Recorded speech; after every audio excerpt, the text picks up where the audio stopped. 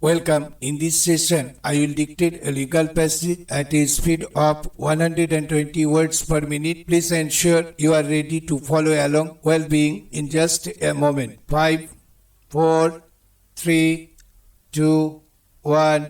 Let's begin. Although a reading of the section would indicate that withdrawal from prosecution is a matter within the discretion of the public prosecutor concerned, courts have taken the view that he cannot exercise his discretion capriciously or according to his sweet will, unmindful of the public interest involved. Stop. Until the year 1977, the view generally taken was that the state, being the only authority competent to initiate a criminal prosecution on behalf of the injured, did also possess the power to terminate such prosecution through the process of withdrawal. Stop. In State of Odisha versus C. Mohapatra AIR 1977 AC 903, the Apex Court took the view that the policy decision for withdrawal from prosecution could be taken by the state, although the application for withdrawal was to be filed by the public prosecutor. Stop. The Apex Court observed as follows: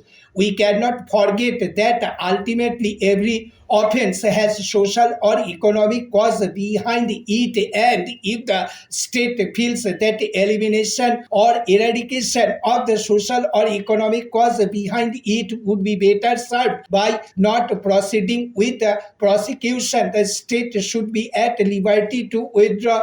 It was in the year 1977 that the trend changed and the Apex Court to the view that the statutory responsibility for deciding whether the prosecution should be withdrawn or not was squarely on the public prosecutor and none else, and the discretion vested in him should be independent, untrammeled, and unfettered by the decision, viewed, direction, or advice of the executive. Within bracket, by the Balwant Singh versus State of Bihar AIR 1977 AC 2265, subsequently in Subhash Chandra versus State AIR 1980 AC 423, Justice Krishna Iyer observed as follows: the functionary clothed by the code with the power to withdraw from the prosecution is the public prosecutor. The public prosecutor is not the executive nor a flunky of political power. Stop. Invested by the statute with a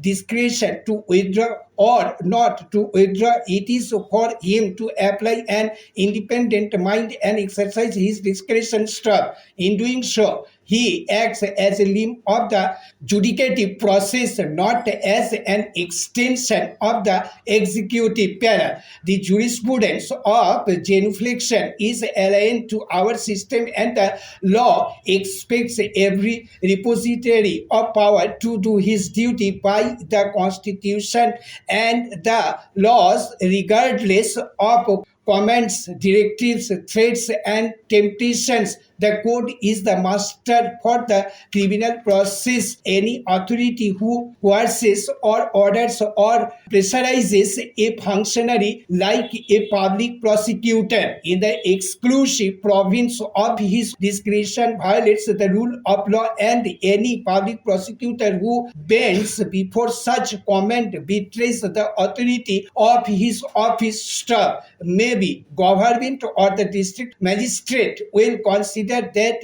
a prosecution or class of prosecutions deserves to be withdrawn on grounds of policy or reasons of public interest relevant to law and justice in their larger connotation, and request the public prosecutor to consider whether the case or cases may not be withdrawn thereupon. The prosecutor will give due weight to the material placed the policy behind the recommendation and the responsible position of government, which in the the last analysis has to maintain public order and promote public justice. Stop. But the decision to withdraw must be his para. The concept of independent application of mind by the public prosecutor on the question of withdrawal from prosecution was thus introduced by the Supreme Court, which insisted that the executive cannot direct or pressurize the public prosecutor to withdraw from prosecution. Stop.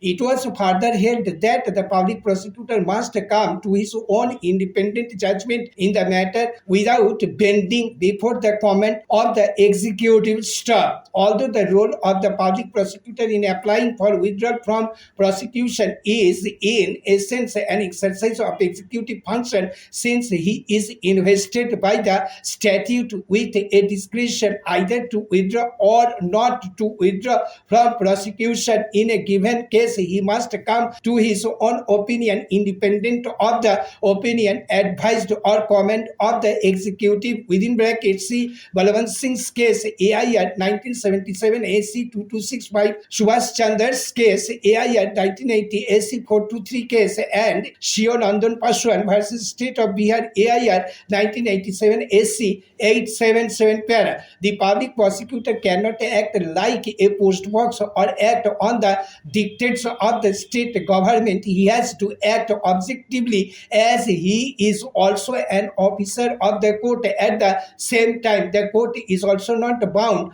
by the decision taken by the state government. The court is free to assess whether a prima facie case is made out or not. If not satisfied, the court can also reject the prayer for granting consent by the S.K. Shukla and others versus State of UP 2006 within bracket 1 SCC para. Thus, there can be no doubt that withdrawal is an executive function to be performed by the public prosecutor after exercising the duty cast upon him in accordance with the settled principles and honestly. Stop. Properly and in good faith and bearing in mind the interest of public justice. Stop. He is not to reckon himself as a servant of the political executive, nor is he expected to act in accordance with the dictates of another. Stop. He has ample discretion vested in him to come to a decision not to withdraw from the prosecution in a given case, notwithstanding the wishes, advice, opinion, or direction by the state government. Stop. Thank you.